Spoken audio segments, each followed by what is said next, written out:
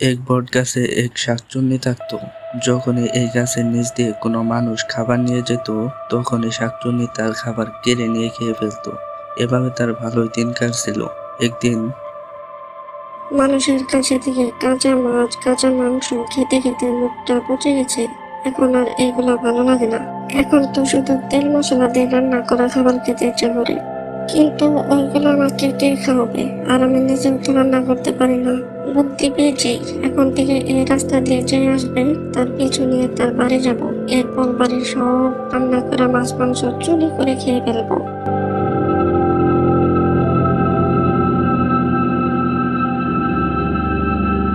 এই রাস্তা দিয়ে তো আসলাম, এখন ভালোই ভালোই মাছটা নিয়ে বাড়ি যেতে পারলে হয়। বলতে না বলতে একটা শিকার এসে হাজির। যাই ওর পিছু নিয়ে ওর বাড়ি যাই।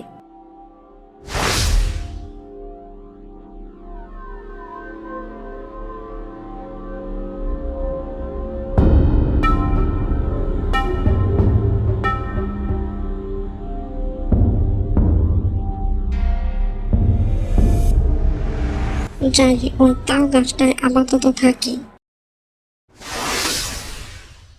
গিন্নি, ও গিন্নি, দেখো আজ কত বড় মাছ নিয়ে এসেছি।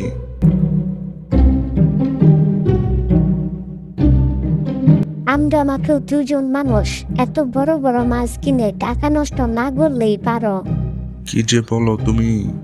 বেঁচে থাকতে যদি ভালো মন্দ না খেয়ে যেতে পারি, তাহলে মরার পর উপরওয়ালার কাছে কি জবাব দিব? হয়েছে হয়েছে, তোমার সাথে কথাই বাড়া যাবে না। তাই তো বলছি, আমার সাথে কথা কাটাকাটি না করে বেশি করে তেল মশলা দিয়ে মাছটা রান্না করো তো দেখি। আর আমি যাই একটু গোসল করে আসি।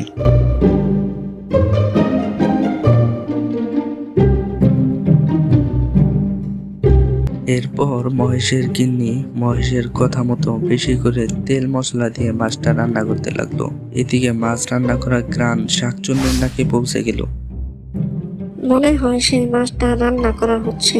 এখন শুধু সুযোগের অপেক্ষা। বউটা মাছটা রেখে একটু বাইরে বের হলেই আমি ঘরে গিয়ে মাছটা খেয়ে ফেলবো। কিছুক্ষণ পর মাছটা রেখে মহেশ গিন্নি পানি আনতে গেল। এই সুযোগ, যাই মাছটা নিয়ে এই চালে চলে আসি।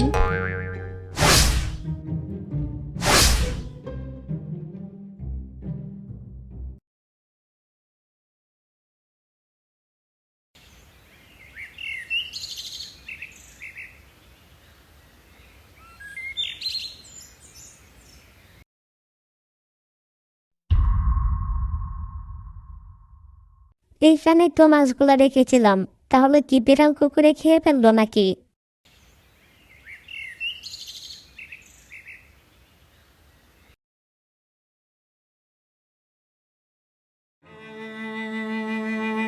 কি হলো গিন্নি? মুখটা এমন বাংলা পাঁচের মতো করে রেখেছো কেন? মাছটা বিড়াল কুকুরে খেয়ে ফেলেছে। কি বলছো কি তুমি? এত বড় মাছ তুমি কিনা শেষে বিড়াল কুকুর দিয়ে খাওয়ালে? বলি, আমি কি ইচ্ছা করে খেতে দিয়েছি নাকি? তাহলে? আমি পানি আনতে গিয়েছিলাম, পরে এসে দেখি থালা সহ মাছটা উদাও। থালা সহ মাছটা উদাও? না না, এটা তো মনে হচ্ছে কোনো বিড়াল কুকুরের কাজ না। কি ভাবছো তুমি? কিছু না, আমি এখন আবার বাজারে গিয়ে মাছ কিনে আনবো। আমার মন বলছে মাছটা বিড়াল কুকুরে খায়নি। এবার একটু সাবধানে থাকতে হবে।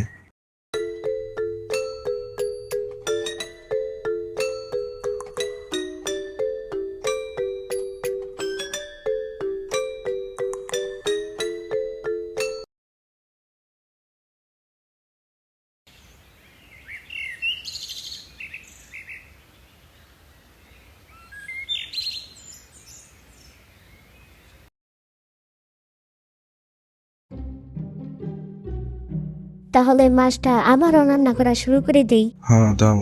আর এইবার একটু খেয়াল রেখো আবারও যেন মাছটা বিড়াল কুকুরে খেয়ে না ফেলে। আবার মহেশের গিন্নি মাছ রান্না শুরু করে দিল। এবার মহেশ ঘরেই বসেছিল। কিছুক্ষণ পর মহেশ গিন্নি আবার পানি আনতে গেল। এইবার আমিও লুকিয়ে পড়ি, দেখি আবার কেউ মাছ চুরি করতে আসে কিনা।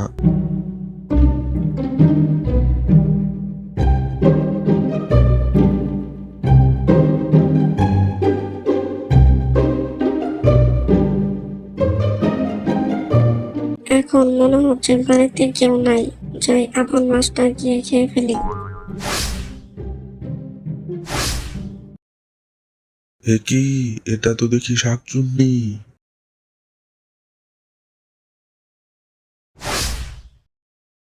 শাকচুন্নি চলে যাওয়ার পর মহেশ ঘরে আসে। কিছুক্ষণ পর তার গিন্নিও চলে আসে।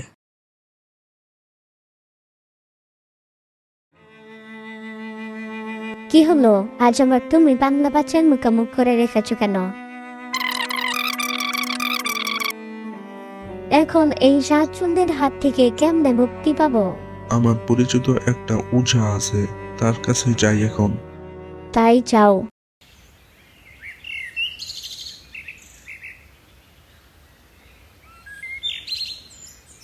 সব তো শুনলেন বাবা, এখন আপনি কিছু একটা করুন। এই মাছটা রান্না করে শাকচুন্নির জন্য রেখে দিবি। যখনই শাকচুন্নি মাছটা খাবে ধ্বংস হয়ে যাবে। আপনাকে অনেক ধন্যবাদ।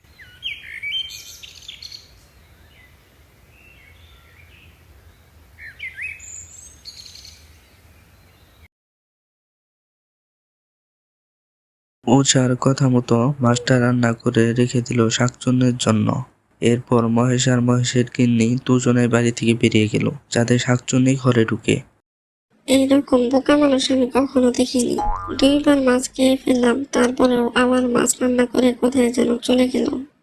তাতে আমার কি, যাই আমি আবার খেয়ে ফেলি। যখনই মাছটা খাবে বলে শাকচুন্নি মুখের কাছে নিয়েছে, তখনই তার গায়ে আগুন জ্বলে যায়। এইভাবেই বুদ্ধি খাটিয়ে মহেশ আর মহেশের গিন্নি শাকচুন্নিকে মেরে ফেলল।